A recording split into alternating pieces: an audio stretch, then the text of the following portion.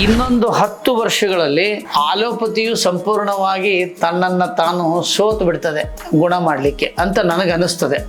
ಈಗ ಅದರ ಲಕ್ಷಣಗಳು ಕಾಣಿಸ್ತಾ ಇದೆ. ವಿಶ್ವದಲ್ಲಿ ಮಾಡುವಂತ ಅಮೆರಿಕ, ಇಂಗ್ಲೆಂಡ್, ರಷ್ಯಾದ ಔಷಧಿಯನ್ನ ಭಾರತದಲ್ಲಿ ಹೆಮ್ಮೆಯಿಂದ ಹೆಂಗೆ ಉಪಯೋಗಿಸ್ತೀವೋ ಹಾಗೆ ಭಾರತದ ನೆಲದಲ್ಲಿ ಹುಟ್ಟಿರುವಂತ ವನಸ್ಪತಿಗಳನ್ನು ಬೇರೆ ದೇಶದವರು ಉಪಯೋಗಿಸಲಿ, ಬದುಕಲಿ. ಅವರು ಪಾರಂಪರಿಕ ವೈದ್ಯರು ಅಂದ್ರೆ ಮನೆತನದಿಂದ ಅಥವಾ ಗುರು ಪರಂಪರೆಯಿಂದ ಬಂದ ವಿದ್ಯೆಯನ್ನ ಮಾತ್ರ ಕೊಡ್ತಾ ಇದ್ದಾನೆ.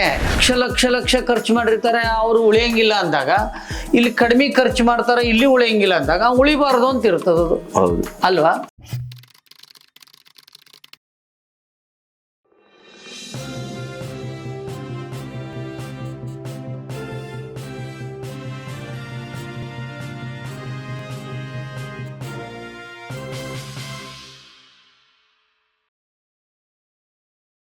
ಈ ಒಟ್ಟು ನಿಮ್ಮ ಈ ವೈದ್ಯಕೀಯ ಕ್ಷೇತ್ರಕ್ಕೆ ನಿಮ್ಮ ಕುಟುಂಬದ ಸಹಕಾರ ಎಷ್ಟು?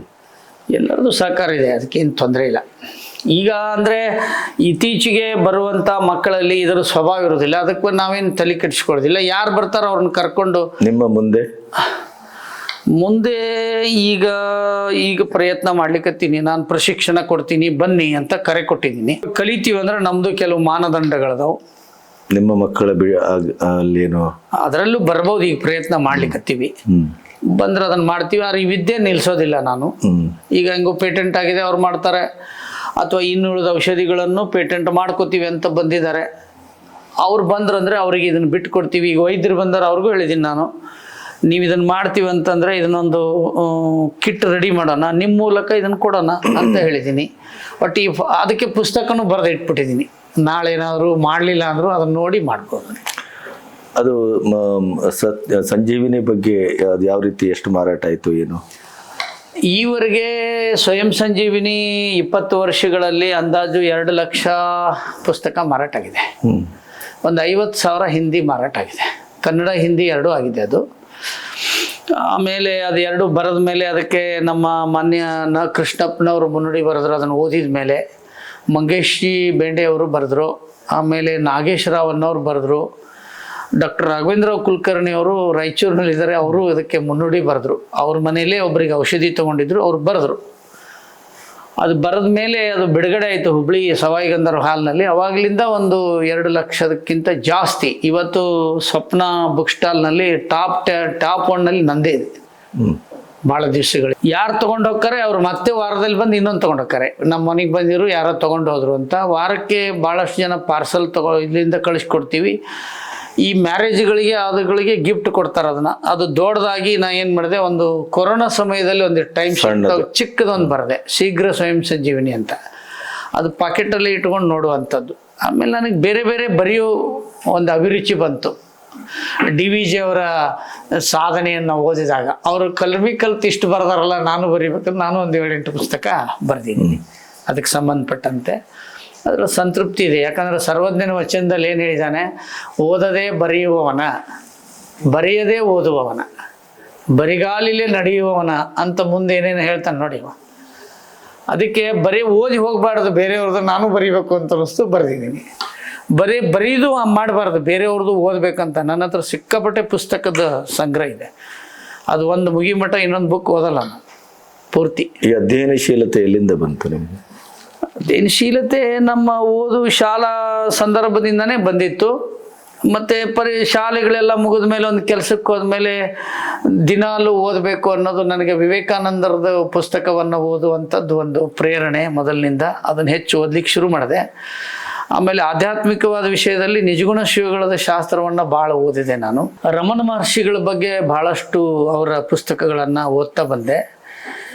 ಈಗ ನಮ್ಮ ಇವರೆಲ್ಲ ಕರ್ಜಿಗೆ ಅವರು ಬರೆದಿರೋದು, ಆಮೇಲೆ ಬಾಳಿಗೊಂದು ಬೆಳಕು, ಇವೆಲ್ಲ ಕೆಲವರೆಲ್ಲ ಬರೆದ್ರಲ್ಲ, ಅವನ್ನೆಲ್ಲ ಓದ್ತಾ ನಾವು ಮತ್ತು ನಮ್ಮ ಬೌದ್ಧಿಕ ವಿಷಯಕ್ಕೂ ಸಂಬಂಧಪಟ್ಟಂತೆ ಗೀತೆನೂ ದಿನ ಓದ್ತೀನಿ. 1-2 ಶ್ಲೋಕ ಪ್ರತಿದಿನ ಓದುವಂಥ ರೂಢಿಯನ್ನು ಇಟ್ಕೊಂಡಿದ್ದೀನಿ, ಭಗವದ್ಗೀತೆನ. ಹೀಗೆ DVJ ಅವರ ಬಗ್ಗೆ ಭಾಳ ಕುತೂಹಲ ನನಗೆ. ಅವ್ರದ್ದು ಎಲ್ಲನೂ ಪ್ರತಿದಿನ ಒಂದಾದರೂ ಶ್ಲೋಕವನ್ನು ಓದುವಂಥ ರೂಢಿ. ಹೀಗಾಗಿ ಅದು ಬಂದು ಈ ಪಾರಂಪರಿಕ ವೈದ್ಯಕೀಯ ಕ್ಷೇತ್ರ ಅತ್ಯಂತ ನಿರ್ಲಕ್ಷ್ಯಕ್ಕೊಳಗಾಗಿದೆ ಸ್ವತಂತ್ರ ಭಾರತದಲ್ಲಿ. ಆಮೇಲೆ ಆಕ್ಷೇಪಕ್ಕೊಳಗಾಗಿದೆ. ಅದರ ಪ್ರಯೋಜನ ಪಡ್ಕೊಂಡ್ರೂ ಕೂಡ ಅದನ್ನು ಒಪ್ಪದೇ ಇರುವಂಥ ಸ್ಥಿತಿ. ಈಗ ಅದರ ಮುಂದಿನ ಭಾಗ ಏನು? ಏನಾದರೂ ನೀವೆಲ್ಲಾದರೂ ಸಂಘಟಿತರಾಗಿ ಈಗ ನೋಡಿ, ಯಾವುದೇ ಒಂದು ಸಂಘಟನೆ ಮಾಡಕ್ಕೆ ಹೋದರೂ ಅದು ರಾಜಕೀಯಕ್ಕೆ ಹೋಗಿಬಿಡ್ತಾ ಇದೆ, ಎಲ್ಲದರಲ್ಲೂ ಹೋಗ್ತಾ ಇದೆ. ನಿಮಗೆ ನಾನು ಹೆಸರಿಸೋದು ಬೇಡ ಅಂದ್ರೂ ಒಂದು ಸಂಘಟನೆ ಕಟ್ಟಿರ್ತಾರೆ, ಒಂದು 5-6 ವರ್ಷದಲ್ಲಿ 2 ಆಗಿಬಿಡ್ತದೆ ಅದು ಅಲ್ವಾ? A-B ಆಗ್ತದೆ. ಯಾವುದೇ ಒಂದು ಸಂಘಟನೆ ಮಾಡಿದ್ರು ಕೂಡ ಪಾರಂಪರಿಕ ವೈದ್ಯ ಪರಿಷತ್ ಕರ್ನಾಟಕ ಅಂತೂ ಐತಿ, ಕರ್ನಾಟಕ ಪಾರಂಪರಿಕ ವೈದ್ಯ ಪರಿಷತ್ ಅಂತೂ ಐತಿ. ಮೊದಲು ಕರ್ನಾಟಕ ಐತಿ, ಆಮೇಲೆ ಕರ್ನಾಟಕ ಐತಿ, ಹಿಂಗೂ ಐತಿ. ಅದು ಸ್ವಭಾವದ ಬದಲಾವಣೆನೋ ಅಥವಾ ಅಸಮಾನತೆಯೋ ನನಗೇನು ಗೊತ್ತಿಲ್ಲ, ನನಗೇನು ಹುದ್ದೆ ಇಲ್ಲ, ಯಾವುದು ಜವಾಬ್ದಾರಿ ಇಲ್ಲ ಅದ್ರಾಗೆ, ನನಗೆ ಮಾಡೋಕ್ಕಾಗಲ್ಲ. ಇದು ಕರ್ನಾಟಕದ ಮಟ್ಟಿಗೆ ಹೇಳೋದು ಅಷ್ಟೇ ಅಲ್ಲ, ಎಲ್ಲ ಕಡೆ ಇಡೀ ದೇಶದಲ್ಲಿ ನಿಮಗೆ ಗೊತ್ತಿರಲಿ, ಒಂದು ಕಾನೂನಾತ್ಮಕವಾಗಿ ಸರ್ಕಾರದ ಮಟ್ಟದಲ್ಲಿ ಮಂಡಳಿ ಆಗಿರೋದು ಛತ್ತೀಸ್ಗಢದಲ್ಲಿ ಮಾತ್ರ, ಭಾರತದಲ್ಲೇ. ಅಂದರೆ ಅವರಿಗೆ BAMS MD ಅಥವಾ MBBS ಅವರಿಗೆ ಇರುವ ಮಾನ್ಯತೆ ಇರೋ ಪತ್ರ ಕೊಟ್ಟಿದ್ದು ಛತ್ತೀಸ್ಗಢ ಮಾತ್ರ. 90% ಅಲೋಪತಿ ಇಲ್ಲ ಆ ರಾಜ್ಯದಲ್ಲಿ. ಇನ್ನು ತಮಿಳುನಾಡಿನಲ್ಲಿ ಒಂದು ಸಾಮಾನ್ಯ ಕಾನೂನಿದೆ, ಅದು ಛತ್ತೀಸ್ಗಢದಷ್ಟು ಇಲ್ಲ. ನನಗನ್ಸೋದೇನು ಅಂದರೆ ಇನ್ನೊಂದು 10 ವರ್ಷಗಳಲ್ಲಿ ಆಲೋಪತಿಯು ಸಂಪೂರ್ಣವಾಗಿ ತನ್ನನ್ನು ತಾನು ಸೋತು ಬಿಡ್ತದೆ ಗುಣ ಮಾಡಲಿಕ್ಕೆ ಅಂತ ನನಗನ್ನಿಸ್ತದೆ. ಈಗ ಅದರ ಲಕ್ಷಣಗಳು ಕಾಣಿಸ್ತಾ ಇದೆ. ನಮ್ಮಲ್ಲಿ ಆಯುಷ್ ಇಲಾಖೆ ಬಂದ ಮೇಲೆ ಒಂದಿಷ್ಟು ICMR ಮೂಲಕ ಸಂಶೋಧನೆಗಳು ನಡೆದಿದೆ. ಮತ್ತು ಭಾರತದ ಔಷಧಿಯು ನನ್ನ ಹೆಮ್ಮೆ, ನಂದೇ ಬೇರೆ ದೇಶಕ್ಕೆ ಔಷಧಿ ಹೋಗಿದೆ. ನಿಮಗೊಂದು ಆಡಿಯೋ ಬಿಟ್ಟಿದ್ದೀನಿ, ಆಮೇಲೆ ಕೇಳಿ ನೀವು. ನಾನು ಹೇಳೋದೇನೆಂದರೆ, ವಿಶ್ವದಲ್ಲಿ ಮಾಡುವಂಥ ಅಮೇರಿಕಾ, ಇಂಗ್ಲೆಂಡು, ರಷ್ಯಾದ ಔಷಧಿಯನ್ನು ಭಾರತದಲ್ಲಿ ಹೆಮ್ಮೆಯಿಂದ ಹೆಂಗೆ ಉಪಯೋಗಿಸ್ತೀವೋ ಹಾಗೆ ಭಾರತದ ನೆಲದಲ್ಲಿ ಹುಟ್ಟಿರುವಂಥ ವನಸ್ಪತಿಗಳನ್ನು ಬೇರೆ ದೇಶದವರು ಉಪಯೋಗಿಸಲಿ, ಬದುಕಲಿ. ಅವರು ಸರ್ವೇ ಭವಂತು ಸುಖಿನಃ ಅಂತ ಹೇಳಿರೋರು ನಾವು ಮಾತ್ರ. ಮತ್ತು ವಿದೇಶದಿಂದ ಬಂದ ಔಷಧಿಯನ್ನು ತಗೊಂಡು ಖರ್ಚು ಮಾಡಿದ ಮೇಲೆ ಅವನು ಡೆತ್ ಆದರೂ ಅದಕ್ಕೇನು ಕೇಸಿಲ್ಲ.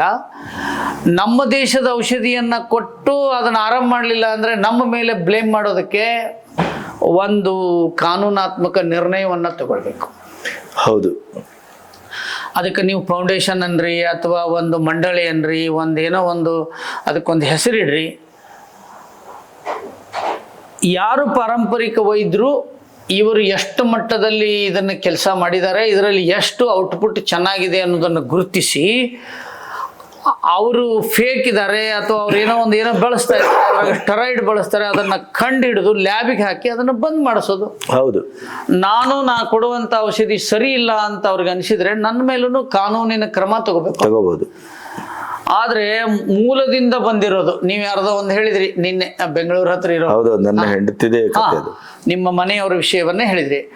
ಮತ್ತು ಅಂಥ ಒಂದು ದಿವ್ಯವಾದ ವಿದ್ಯೆಯನ್ನ ಆಲೋಪತಿಯ ಹೆಸರಿನ ಮೇಲೆ ಇನ್ನೊಂದರ ಹೆಸರಿನ ಮೇಲೆ ಆ ವಿದ್ಯೆ ಹಾಳಾಗಿ ಹೋದ್ರೆ ಮುಂದೆ ಆಲೋಪತಿಯು ಕೈ ಕೊಟ್ಟಾಗ ಆರೋಗ್ಯದ ಆಲ್ಟರ್ನೇಟಿವ್ ಏನು? ಮತ್ತೆ ಇದಕ್ಕೆ ಆಲ್ಟರ್ನೇಟಿವ್ ಮೆಡಿಸಿನ್ ಅಂತ ಇರೋದು ಸುಪ್ರೀಂ ಕೋರ್ಟ್ ನಲ್ಲಿ ಇದೆ. ಏನಂತಿದೆ? ಕರ್ನಾಟಕ ಗೌರ್ಮೆಂಟು ಮತ್ತೆ ಕೋರ್ಟ್ ಎತ್ತಿಡಿದಿದೆ ಅದನ್ನ, ಏನಂತ? ಪಾರಂಪರಿಕ ವೈದ್ಯರನ್ನ ನಕಲಿ ವೈದ್ಯರ ಪಟ್ಟಿಗೆ ಸೇರಿಸೋ ಹಾಗಿಲ್ಲ ಅಂತ. ನಕಲಿ ವೈದ್ಯರಂದ್ರೆ ಯಾರು? ಓದಿಲ್ಲ ಮಾತ್ರೆ ಕೊಡ್ತಾ ಇದ್ದಾನೆ, ಹೌದು. ಇನ್ನೊಂದು ಯಾವುದೋ ಓದ್ಯಾನೆ ಇದನ್ನ ಅಲೋಪತಿ ಕೊಡ್ತಾ ಇದ್ದಾನೆ. ಹೌದು. ನಾನು BMS ಓದಿಲ್ಲ, ನಾನು ಆಯುರ್ವೇದ ಕೊಡ್ತಾ ಇದ್ದೀನಿ, ನಂದು ತಪ್ಪದು. ಪಾರಂಪರಿಕ ವೈದ್ಯರು ಅಂದ್ರೆ ಮನೆತನದಿಂದ ಅಥವಾ ಗುರು ಪರಂಪರೆಯಿಂದ ಬಂದ ವಿದ್ಯೆಯನ್ನು ಮಾತ್ರ ಕೊಡ್ತಾ ಇದ್ದಾನೆ. ಮತ್ತೆ ನನಗೆ ನಿಖರ ಗೊತ್ತಿಲ್ಲ, ನಿಮ್ಗೆ ಗೊತ್ತಿದ್ರೆ ಹೇಳಿ. ವಿಶ್ವ ಆರೋಗ್ಯ ಸಂಸ್ಥೆಯಲ್ಲಿ ಹೇಳಿದೆ, ಇಷ್ಟು % ಜನ ಗುಣ ಆದ್ರೆ ಅದನ್ನ ಮಾನ್ಯ ಮಾಡಬೇಕು ಅಂತ. ಹೌದು. ಅದು ಪರ್ಸೆಂಟೇಜ್ ನಿಖರವಾಗಿ ಗೊತ್ತಿಲ್ಲ ನನಗೆ. ಅದು ಮಾನದಂಡ, ಅದು ಅಂದ್ರೆ ಗುಣಪಡಿಸುವಿಕೆ, ಗುಣ ಆಗುವಿಕೆ. ಅದಕ್ಕೆ ನಾನು ಯಾವಾಗಲೂ ಹೇಳ್ತೀನಿ, ಎಲ್ಲರೂ ಔಷಧಿ ಕೊಡೋದು ರೋಗಕ್ಕಾಗಿಯೇ ಹೊರತು ಪ್ರಾಣಕ್ಕೆ ಅಲ್ಲ. ಎಂಥ ಹೈ ಮೆಡಿಸಿನ್ ಕೊಡ್ತಾರಂದ್ರು ವೈದ್ಯರ ಮನೆಯಲ್ಲಿ ಯಾಕೆ ಅವ್ರ ತಾಯಿಗೆ ಆರಾಮಾಗೋದಿಲ್ಲ? ಇದನ್ನ ಕೇಳ್ತೀನಿ. ಆದರೆ ಸುಲಿಗೆ ಮಾಡೋದಾಗ್ಲಿ, ಔಷಧಿನೇ ಅಲ್ಲ ಅದನ್ನು ಕೊಟ್ಟು ನಾಶ ಮಾಡೋದಾಗ್ಲಿ ಅದನ್ನು ಒಪ್ಪಬಾರ್ದು, ಯಾರು ಕೂಡ ಒಪ್ಪಬಾರ್ದು. ಮತ್ತೆ ಎಲ್ಲಿ ಲಕ್ಷ ಲಕ್ಷ ಲಕ್ಷ ಖರ್ಚು ಮಾಡಿರ್ತಾರೆ, ಅವರು ಉಳಿಯಂಗಿಲ್ಲ ಅಂದಾಗ ಇಲ್ಲಿ ಕಡಿಮೆ ಖರ್ಚು ಮಾಡ್ತಾರೆ, ಇಲ್ಲಿ ಉಳಿಯಂಗಿಲ್ಲ ಅಂದಾಗ ಉಳಿಬಾರ್ದು ಅಂತ ಇರ್ತದದು. ಹೌದು ಅಲ್ವಾ? ಅವರಿಗೆ ಜೀವಶಕ್ತಿ ಮುಗಿದೋಗಿರುತ್ತೆ ಅಷ್ಟೇ ಅಲ್ವಾ? ಕಾರ್ ಚೆನ್ನಾಗಿರ್ತದೆ, ಇಂಜಿನ್ ಹೋಗ್ಬಿಟ್ಟಿರ್ತದೆ. ಹೌದು. ಬಲ್ಬ್ ಚಂದ ಕಾಣಿಸ್ತದೆ, ಒಳಗಿರೋದು ಅದರದ್ದು ಹೂ ಹೋಗ್ಬಿಟ್ಟಿರ್ತದೆ. ಹಾಗೆ ಇದು ಕೂಡ ಇಷ್ಟೇ ಅರ್ಥ ಮಾಡ್ಕೊಳ್ಬೇಕು. ನನ್ನ ದೃಷ್ಟಿನಲ್ಲಿ ಸರ್ಕಾರದ ನಿಯಮಾನುಸಾರ ಕಾನೂನಿಗೆ ಒಳಪಟ್ಟಂತೆ ಪಾರಂಪರಿಕ ಅಥವಾ ನಾಟಿ ವೈದ್ಯ ಪದ್ಧತಿಯನ್ನು ಆಲೋಪತಿ ಹೋಮಿಯೋಪತಿಗಿರುವಂಥ ಮಾನದಂಡದ ಮೂಲಕ ಇದನ್ನು ಒಂದು ಮಾನ್ಯತೆ ಕೊಡುವ ರೀತಿನಲ್ಲಿ ಒಂದು ಯೋಜನೆ ಆಗಬೇಕು. ಮತ್ತೆ ಈ ಚಿಕಿತ್ಸೆಯನ್ನು ಅಪ್ಗ್ರೇಡ್ ಮಾಡಬೇಕು. ಸೈಂಟಿಫಿಕ್ ಆಗಿ ಇದರ ಅಪ್ರೋಚ್ ಮಾಡಿ ಅದನ್ನ ನೀವು ಟೆಸ್ಟ್ ಮಾಡಿಸೋದಲ್ಲ, ಅವರೇ ಟೆಸ್ಟ್ ಮಾಡಿಸೋದು. ಮತ್ತೆ ಅದರಲ್ಲಿ ರಿಸಲ್ಟ್ ಬಂದ ಮೇಲೆ ಅದನ್ನ ಒಪ್ಪಬೇಕು. ಯಾಕೆ ಭಾರತದವ್ರು ನಾವು ಇದರಲ್ಲಿ ಗುಣ ಆಗೋದು ಅವನಿಗಿದ್ರೆ, ಇದ್ರಾಗ ಅವ್ನು ಗುಣ ಆಗ್ಲಿಲ್ಲ ಅಂದ್ರೆ ಇದನ್ನ ತಗೋಬಹುದವ, ಅದನ್ನೊಂದು ಸುತ್ತಲೇ ಒಂದು ಹೇಳಿಕೆ ಕೊಡ್ಬೇಕು. ಈಗ ನೋಡಿ, ಯಾರೋ ಒಬ್ರು ಸ್ವಾಮೀಜಿ ಇದ್ದಾರೆ ಉತ್ತರ ಪ್ರದೇಶ, ಅಲ್ಲಿ ಹೋಗಿ ಬರೀ ತೀರ್ಥ ತಗೊಂಡ್ಬರ್ತಾರೆ. ಅದು ಹೆಂಗ್ ಗುಣ ಆಗುತ್ತೆ ಅಂದ್ರೆ, ಕರೆಕ್ಟ್, ಯಾರೋ ದೊಡ್ಡ ಸ್ವಾಮಿ ತೀರ್ಥ ಹಾಕ್ತಾರೆ, ಅಲ್ಲಿ ಯಾರೋ ಮಠದಾಗ ಹೋಗಿ ವಿಭೂತಿ ಕೊಟ್ರಂತೆ ಆರಾಮಾಗ್ತೈತಂತೆ.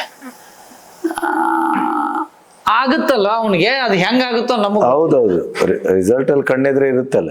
ನಿಮಗೆ ನೀರಲ್ಲಿ ನಿನ್ನೆ ನಾನು ಒಂದು ಹೋಮದ ಬೂದಿಯನ್ನ ಹಾಕಿ ತೋರಿಸಿದೆ. ಆವಾಗಿಂದ ಅವಾಗಲೇ ನಿಮಗೆ ಅದು 35 ಜಾಸ್ತಿ ತೋರಿಸ್ತು, ನೀರು ಶುದ್ಧೀಕರಣ ಆಗಿದೆ ಅಂತ. ಇದನ್ನ ದೊಡ್ಡ ದೊಡ್ಡ ತಜ್ಞರು ಕೂಡ ಹೇಳಿದ್ದಾರೆ. ಈ ತರ ರಿಸಲ್ಟ್ ಇರೋದಕ್ಕೆ ಯಾಕೆ ಕೊಡಬಾರದು ಅಂತ. ಇಲ್ಲಾಂದ್ರೆ ನಾವು ಏನ್ ಮಾಡ್ತೀವಿ, ಆತಂಕದಲ್ಲಿ ಇರ್ತೀವಿ, ಬೇಡ ಬಿಡಪ್ಪ ಯಾಕೆ ಕಿರಿಕಿರಿ, ಬಂದ್ ಮಾಡ್ಬಿಡೋಣ ಅಂತ. ಅವಾಗ ಏನ್ ಮಾಡೋದು? ಈಗ ನಾನಾಗ್ಲಿ, ನನ್ನ ತರ ಔಷಧಿ ಕೊಡೋರು ಭಾರತದಲ್ಲಿ ಎಷ್ಟು ಜನ ಇದ್ದಾರೋ ಆ ರೀತಿಯ ಗುಣಮಟ್ಟ ಹೆಚ್ಚಾಗಿದ್ದು ಗುಣ ಆಗಿರೋರನ್ನ ಗುರುತಿಸ್ಬಿಟ್ಟು ಇದನ್ನ ನೀವಂದ್ರಲ್ಲ ಅಪ್ಗ್ರೇಡ್ ಮಾಡಬೇಕು ಅಂತೇಳಿ, ಆ ಥರ ಮಾಡಿದರೆ ದೊಡ್ಡ ಸಂಖ್ಯೆಯಲ್ಲಿ ಗುಣಪಡಿಸ್ಬೋದು. ಸೊ ಆ ದಿಕ್ಕಿನಲ್ಲಿ ನೀವು ನಿಮ್ಮ ಕೆಲಸಗಳು ಮುಂದುವರಿಲಿ. ಮತ್ತೆ ಈಗ ಮತ್ತೆ ಆರಂಭ ಮಾಡಿದ ನಂತರ ಹೇಗೆ ನಡೀತಾ ಇದೆ? ಪುನರಾರಂಭ ಮಾಡಿದ್ವಿ. ನಾನೇ ಏನು ಮಾಡಿದೆ ಅಂತಂದರೆ, ಈಗ ನಾವು ತಯಾರು ಮಾಡುವಾಗ ಎಷ್ಟು ಕೊರತೆ ಬೀಳುತ್ತೆ ನನಗೆ ಗೊತ್ತಾಗ್ತಿತ್ತು. ನಾವು ಹಾಗೆ ರಾತ್ರಿ ಕೆಲಸ ಮಾಡಿಸ್ತಿದ್ವಿ. ಈಗ ಬೇರೆ ಕಡೆ ಆಗಿ ಬರ್ತಾ ಇರ್ತದಲ್ಲ ಔಷಧಿ, ಇಲ್ಲಿ ಕಡಿಮೆ ಬಿತ್ತು, ಅಲ್ಲಿಂದ ಔಷಧಿ ಬಂದಿಲ್ಲ ಅಂದಾಗ ಅವ್ರನ್ನ ವಾಪಸ್ ಕಳಿಸೋದು ನಮಗೆ ಸಂಕಟ ಆಗಿದೆ. ಈಗ ಅದಕ್ಕೆ ಜಾಸ್ತಿ ಸ್ಟಾಕ್ ಮಾಡಿ ಇಟ್ಕೊಂಡ್ರು ನಮಗೆ ತೊಂದರೆ, ಅಥವಾ ಸ್ಟಾಕ್ ಕಡಿಮೆ ಇದ್ರೆ ಅದು ಬರೋದು ತೊಂದರೆ. ಆದರೆ ಇಲ್ಲಿ ಜನ ನೂಕುಲು ಮಾಡ್ತಾರೆ ಅನ್ನೋದು ಒಂದು ಬಿಟ್ಟರೆ ಉಳಿದಂಥ ಔಷಧಿ ಗುಣಮಟ್ಟ ಎಲ್ಲವೂ ಚೆನ್ನಾಗಿದೆ. ನಾನೀಗ ಶುರು ಮಾಡಿದ ತಕ್ಷಣ ತುಂಬ ದೊಡ್ಡ ಸಂಖ್ಯೆಯಲ್ಲಿ ಬರ್ಲಿಕ್ಕತ್ರ ಸ್ವಲ್ಪ ನಮಗೆ ಆತಂಕ ಇತ್ತು. ಈಗ 4.5 ತಿಂಗಳಾಯ್ತು. ಈಗ ಇವತ್ತು ಇಷ್ಟು ಸಂಖ್ಯೆ ಈಗ ಬರ್ತಾ ಇದೆ. ನಿಮ್ಮ ಎದುರಿಗೆ ನೋಡಿದ್ರಿ, ಆಯಿತು. ಧನ್ವಂತರಿ ದೇವನ ಆಶೀರ್ವಾದ, ಈ ಕೆಲಸವನ್ನು ಮಾಡ್ತಾ ಹೋಗೋದು. ನೀವು ಪ್ರೀತಿಯಿಂದ ನನ್ನ ಬಗ್ಗೆ ಗೊತ್ತಾಗಿ ಅಲ್ಲಿಂದ ಬಂದಿರಿ. ನಾನೇನು ಇದನ್ನು ನಂದು ಬೆಳಿಬೇಕು, ನನಗೆ ವ್ಯಾವಹಾರಿಕವಾಗಿ ಬೆಳಿಬೇಕು, ನಮ್ಗೆ ಆ ದೃಷ್ಟಿ ಇಲ್ಲವೇ ಇಲ್ಲ. ನಿಮ್ಮಿಂದಾಗಿ ಅದಿದ್ರೆ ಬಹುಶಃ ಇಷ್ಟು ದಿನದ ಒಳಗಡೆ ಅದೆಲ್ಲ ಪೂರೈಸಬಹುದು. ನಿಮ್ಮಿಂದಾಗಿ ಹಿಂದೆ ಬರ್ತಾ ಇರುವಂತ ಜನಸಂಖ್ಯೆಯನ್ನ ನೋಡಿದ್ರೆ, ನಿಮ್ಮಿಂದಾಗಿ ಇನ್ನಷ್ಟು ಜನರಿಗೆ ಕಾಯಿಲೆ ಗುಣ ಆಗದೆ ಇರೋರಿಗೆ ಇದು ಔಷಧಿ ಸಿಕ್ಕವ್ರು ಆರಾಮಾದ್ರೆ ಅದು ನನ್ನ ಆ ಉದ್ದೇಶದಿಂದಲೇ ಎಲ್ಲಾ ಪ್ರಶಸ್ತಿ ಬಂದಂತೆ. ಇಲ್ಲ, ನನ್ನ ಉದ್ದೇಶವೂ ಅದೇ. ಯಾಕಂದ್ರೆ ನಾನು ನಮ್ಮೂರಲ್ಲಿ ಈಗ ಬೆಳಂಬರ ಅಂತಿದೆ, ಅಲ್ಲಿ ಈಗ ವಾತಕ್ಕೆ ಅದನ್ನು ನಾವೇ ತರಂಗದ ಮೂಲಕ ಪರಿಚಯಿಸಿದ್ದು. ಆಮೇಲೆ ತೋಡೂರು ಅಂತಿದೆ, ಇದು ಕಟ್ಟಾದ್ರೆ ಇದು. ಈಗ ನಾನು ಹುಟ್ಟಿದ ಕಥೆಯಲ್ಲೂ ಅಂಥದ್ದು ಒಂದಿದೆ. ನಮ್ಮಲ್ಲಿ ಕರ್ಕಿ ಭಟ್ರು ಅಂತಿದ್ದಾರೆ, ಅವರಲ್ಲಿ ಒಂದು ಬೇರಿದೆ. ನನ್ನ ಕುಟುಂಬದಲ್ಲೇ 4-5 ಮಕ್ಕಳು ಆ ಬೇರಿನಿಂದಲೇ ಹುಟ್ಟಿದ್ದಾರೆ. ನನ್ನ ತಾಯಿಗೆ 7 ವರ್ಷ ಮಕ್ಕಳು ಇರಲಿಲ್ಲ. ಅಲ್ಲಿಗೆ ಹೋಗಿ ಅದನ್ನ ಅಕ್ಕಿಯ ನೆನೆಸಿದ ನೀರಲ್ಲಿ ತಳೆದು 1 ವಾರ ತಗೋಬೇಕು. ನಮ್ಮ ತಂಗಿಗೂ ಅದನ್ನ ಮಾಡಿದ್ದೇವೆ. ಈಗ ದೊಡ್ಡ ಭಟ್ರಿಲ್ಲ, ಅವರ ತಲೆಮಾರು ಮುಂದುವರೆದಿದೆ. ಇದಕ್ಕೆಲ್ಲ ನೀವು ಸರ್ಟಿಫಿಕೇಟ್ ಕೇಳಲಿಕ್ಕೆ ಹೋಗ್ಲಿಕ್ಕೆ ಆಗುದಿಲ್ಲ. ಅದರ ರಿಸಲ್ಟ್ ಅಂದ್ರೆ ಇಲ್ಲಿ ನಾವೇ ಇದ್ದೇವೆ. ಅಲ್ಲ, ವ್ಯಕ್ತಿಯ ಪ್ರಾಮಾಣಿಕ ವ್ಯಕ್ತಿಯ ಹೇಳಿಕೆನೆ ಅದಕ್ಕೆ ಸರ್ಟಿಫಿಕೇಟ್. ಈಗ ಗಂಗಯ್ಯನ ಕತೆ ನಿನ್ನೆ ಹೇಳಿದ್ರಿ. ಈಗ ನನ್ನ ಹೆಂಡತಿ ಇದು ಜಾನೇ ಡಿಸ್ಕೋ ಲಾಕೆಟ್ ಆಗಿದೆ ಅಂತ. ನಮ್ಮ ಮಣಿಪಾಲದ ಆಸ್ಪತ್ರೆಯ ಮಹಾವೈದ್ಯರೇ ಅದನ್ನ ತೂತು ಮಾಡಿ ಬಳ್ಳಿ ಹಾಕಿ ಕಟ್ಟಬೇಕು ಅಂದ್ರು. ಅವರು ಒಂದು 10 ನಿಮಿಷದಲ್ಲಿ ಒಂದು ಆಯಿಲ್ ಒಂದು ಕಾಯಿನ್ ಇಟ್ಟು ಅದನ್ನ ಈಗ ಅಲ್ಲಾಡಿ ಸರಿ ಮಾಡಿದ್ರು. ಅದೇ ನನ್ನ ಕಣ್ಣೆದ್ರನೆ ಒಣ ಕೊಬ್ಬರಿ ತರಿಸಿ ತಿನ್ನಿಸಿದ್ರು. ಈಗ ಇದಕ್ಕೆ ನೀವು ಯಾವ ಅವರು ಒಂದು ಹೀಗೆ ಕಾಲು ಎತ್ಕೊಂಡು ಒಂದು ದೊಡ್ಡ ಚಡ್ಡಿ ಹಾಕೊಂಡು ಕವಳ ಸುರಿಸ್ಕೊಂಡು ಕೂತಿದ್ರು. ನನ್ನ ಹತ್ರ ಅವ್ರು ತಗೊಂಡದ್ದು 1 ಕಾಲ 5 ಕಾಲ ಏನೋ ಅಷ್ಟೇ ಅವತ್ತಿನ ಕಾಲ. ಹಾಗಿರುವಾಗ ಈಗ ಅದಕ್ಕೆ ಈಗ ಒಂದು 25 ವರ್ಷದ ಹಿಂದೆ ಕಾಣುತ್ತೆ. ಅದಕ್ಕೆ ಏನ್ ಸರ್ಟಿಫಿಕೇಟ್ ಅನ್ನು ಕೇಳಲಿಕ್ಕೆ ಸಾಧ್ಯ ಇಲ್ಲ. ಆ ವಿದ್ಯೆ ಹೋಯ್ತು ಅಂದ್ರೆ ಮಾಡ್ತೀರಿ? ನನ್ನ ದೃಷ್ಟಿಲಿ ಇಂಥ ವಿದ್ಯೆಗಳೇನಾದರೂ ನಶಿಸಿ ಹೋದರೆ ನಮ್ಮ ದೇಶದ ಆತ್ಮವೇ ಹೋತದೆ. ಮತ್ತೆ ಮತ್ತೆ ಅದು ಹೋದ್ಮೇಲೆ ಏನಾಗುತ್ತೆ, ವನಸ್ಪತಿ ಅನಾಥ ಆಗುತ್ತೆ. ಅಷ್ಟೇ, ವನಸ್ಪತಿ ಅನಾಥ ಆಗುತ್ತೆ. ಅದನ್ನು ಸೇವಿಸೋರು ಜೀವವನ್ನ ಬಿಟ್ಟು. ನಮ್ಮಲ್ಲಿ ಸಣ್ಣಿರುವಾಗ ನಮ್ಗೆ ಯಾರಿಗೂ ಕೋವೆ ಅಂತ ಆಗ್ತಾ ಇತ್ತು, ದಮ್ಮು, ಕಫ, ಕೆಮ್ಮು. ನೀವು ದೊಡ್ಡ ಪತ್ರೆ ಮತ್ತೆ ಲಿಂಬು ಇದನ್ನ ಹಿಂಡಿ ಅದನ್ನ ಕುದಿಸಿ ಅದಕ್ಕೆ ಕಲ್ಸಕ್ರೆ ಹಾಕಿ ನೆಕ್ಕಿಸುದು, ಇಷ್ಟು ಬಿಟ್ರೆ ಬೇರೆ ಇರ್ಲಿಲ್ವಲ್ಲ? ಏನೂ ಇರ್ಲಿಲ್ಲ. ಅದ್ಯಾಕೆ ಈಗ ನಾಟ್ತಾ ಇಲ್ಲ ಅಂದ್ರೆ ಈ ಮಗುವಿಗೆ ಅದನ್ನ ತಡ್ಕೊಳ್ಳೋ ಶಕ್ತಿ ಕಡಿಮೆ ಆಗಿದ್ದರಿಂದ ನಾಟ್ತಾ ಇಲ್ಲ. ಮತ್ತೆ ಅದನ್ನ ನಾವು ತಂದು ಕೊಡ್ಬೇಕಾಗಿತ್ತು. ಈಗ ರೆಸಿಸ್ಟೆನ್ಸ್ ತಗೊಂಡ್ಬಂದು ಕೊಡ್ಬೇಕಾಗಿದೆ. ಹಸಿ ನೀರುಳ್ಳಿ ಬೆಲ್ಲಕ್ಕ ಅಗದ್ ನುಂಗಿ ಅಂತಿದ್ರು ಅಷ್ಟೇ, ಈ ತರ. ಸೊ ಹಾಗಾಗಿ ನನ್ನ ಉದ್ದೇಶ ಏನಿತ್ತು ಅಂದ್ರೆ, ನಿಮ್ಮ ಈ ವೈದ್ಯಕೀಯ ಒಂದು ಪದ್ಧತಿಯಿಂದ ಸಾವಿರಾರು ಲಕ್ಷಾಂತರ ಜನಕ್ಕೆ ಅನುಕೂಲ ಆಗಿದೆ ಅನ್ನೋದನ್ನ ನಾನು ತುಂಬಾ ಕಾಲದಿಂದ ಕೇಳಲ್ಪಟ್ಟಿದ್ದೆ. ಅವ ನಮ್ಮ ದತ್ತಭಟ್ರು ನಿಮ್ಮ ಮತ್ತು ಅವರ ಒಡನಾಟ, ಅವರು ನಾವು ಮಾತಾಡ್ತಾ ಇರುವಾಗ ನಿಮ್ಮ ಸುದ್ದಿ ಬಂತು. ಆವಾಗ ಇದು ಸಮಾಜಕ್ಕೆ ಇವತ್ತು ರೋಗಗಳ ಸಂಖ್ಯೆ ಜಾಸ್ತಿ ಆಗಿದೆ, ಚಿಕಿತ್ಸೆ ಫೇಲ್ ಆಗ್ತಾ ಇದೆ, ಎಲ್ಲೋ ಒಂದು ಕಡೆ ಒಂದು ಪರ್ಯಾಯ ಚಿಕಿತ್ಸೆ ಸಿಗ್ತಾ ಇದೆ ಅಂತ ಆದ್ರೆ ಅದನ್ನ ಸಮಾಜಕ್ಕೆ ಕೊಡುವಂಥದ್ದು ನನ್ನಂತ ಮಾಧ್ಯಮದವನ ಕರ್ತವ್ಯ ಅಂತ ನಾನು ಭಾವಿಸಿದ್ದೇನೆ. ಬರೀ ಕೊಡೋದಲ್ಲ, ನಿಮ್ಮಿಂದ ಕಾನೂನಾತ್ಮಕವಾಗಿ ಅಪ್ಗ್ರೇಡ್ ಮಾಡ್ಲಿಕ್ಕೆ ನೀವು ಕೂಡ ನಿಮ್ಮ ಮೂಲಕ ಅದನ್ನ ಒತ್ತಡ ತರಬೇಕು ಅಂತ. ಅದು ಜನಗಳಿಗೆ ಗೊತ್ತಾದ ಮೇಲೆ ಅದಕ್ಕೊಂದು ದಾರಿ ಮಾಡ್ತಾರೆ ಅಲ್ವಾ? ಏನಾಗುತ್ತೆ ಅಂದ್ರೆ, ಈಗ ಯಾವುದೋ ಒಂದು ವ್ಯವಸ್ಥೆ ಬೆಳೆದು ಬಿಟ್ಟಿರ್ತತಿ, ಕೋಟಿ ಹಣ ಹಾಕಿರ್ತಾರೆ, ಸುಲಭವಾಗಿ ಇದು ಆರಾಮಾದಾಗ ಅವ್ರಿಗೆ ನೋವಾಗುತ್ತೆ ಸಹಜವಾಗಿ ಅಲ್ವಾ?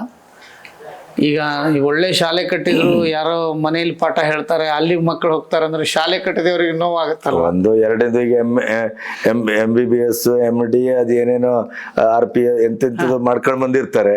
ಈಗ ನಿಮ್ಮ ಮನೆ ಇಲ್ಲಿದೆ, ಇಲ್ಲಿಂದ 2 ಕಿಲೋಮೀಟರ್ ಆಚೆ ಅವನೊಂದು ಬೋರ್ಡ್ ಹಾಕೊಂಡು ಕೂತಿರ್ತಾನೆ ಅಂತ ಇಟ್ಕೊಳ್ಳಿ. ಅಲ್ಲಿ ಯಾರು ಜನ ಹೋಗದೇನೆ ಜನ ಎಲ್ಲ ಇಲ್ಲೇ ಬಂದಾಗ ಅದಕ್ಕೆ ಅದರದೇ ಆದಂತ ಒಂದು ಇದು ಪಾಲಿಟಿಕ್ಸ್ ಶುರು ಆಗ್ತದೆ. ಸಮಾಧಾನ ಅನ್ನೋದು ದೇಹದಿಂದನೇ ಶುರುವಾಗ್ತದೆ. ನಿಮ್ಮ ಎಡಗೈಗಿರುವ ಬಲಗೈಗಿರುವ ನೀವು ಮಾನ್ಯತೆನ ನಿಮ್ಮ ಎಡಗೈ ಕೊಡಲ್ಲ, ನಮ್ಮಿಂದನೇ ಶುರು ಆಗ್ತದೆ. ಎಲ್ಲ ಸಮಾಜದಲ್ಲಿ, ವೃತ್ತಿಯಲ್ಲಿ, ಬೇರೆ ಬೇರೆ ಕಾರ್ಯದಲ್ಲಿ, ಎಲ್ಲಾ ರಂಗಗಳಲ್ಲೂ ಅಸಮಾನತೆ ಅಂತ ಇದು ಇದ್ದೇ ಇರ್ತದೆ. ಅದನ್ನ ಮೆಟ್ಟಿ ಬೆಳೆಯೋದನ್ನ ನಾವು ಕಲಿಬೇಕು ಅಷ್ಟೇನೆ. ನನಗೇನಿಲ್ಲ, ನಾನು ಕೊಟ್ಟವ್ರಿಗೆ ಗುಣ ಆಗಿದೆಯಲ್ಲ ಅದಕ್ಕಿಂತ ಸಂತೋಷಕರ ನನಗೆ ಯಾವುದೂ ಇಲ್ಲ. ನಾಳೆನೇ ಇದು ನಿಂತರೂ ನನಗೇನು ನೋವಿಲ್ಲ. ಹೌದ್ರಿ, ನಾನು ಗೋಸೇವೆ ಮಾಡಿಕೊಂಡು ಕೃಷಿ ಮಾಡಿಕೊಂಡು ಅದ್ಭುತವಾಗಿ ಬೆಳೆಗಳನ್ನು ಬೆಳೆದು ಇರ್ಬೋದು ನಾನು. ಆದರೆ ನಾನು ನೋವು ಮಾಡ್ಕೊಳ್ಳೋದಿಲ್ಲ, ಮನಸ್ಸಿಗೆ ನೋವು ದುಃಖ ಮಾಡ್ಕೊಳ್ಳೋಂಗಿಲ್ಲ. ಸ್ವಲ್ಪ ಜನರಿಗೆ ಔಷಧಿ ಸಿಗದಾಗ ನನಗೆ ಸ್ವಲ್ಪ ನೋವಾಗಿತ್ತು. ಆದಷ್ಟು ಬೇಗ ಇದಾಗಿದೆಯಲ್ಲ, ಈಗ ಮಾಡಿಬಿಟ್ಟಿದಾರಲ್ವಾ, ನಾವು ಹೆಂಗೆ ಹೇಳಿದಾರೋ ಹಂಗೆ ಮಾಡಿದೀವಿ, ಅದಕ್ಕೇನು ತೊಂದರೆ ಏನಿದೆ? ಇನ್ಮೇಲೆ ಜಾಸ್ತಿ ಜನ ಬಂದರೆ ಅದನ್ನು ಕೊಡ್ತಾ ಹೋಗೋದು ಅಲ್ವಾ? ಎಲ್ಲ ನೋಡಿದ್ರಿ ನೀವು.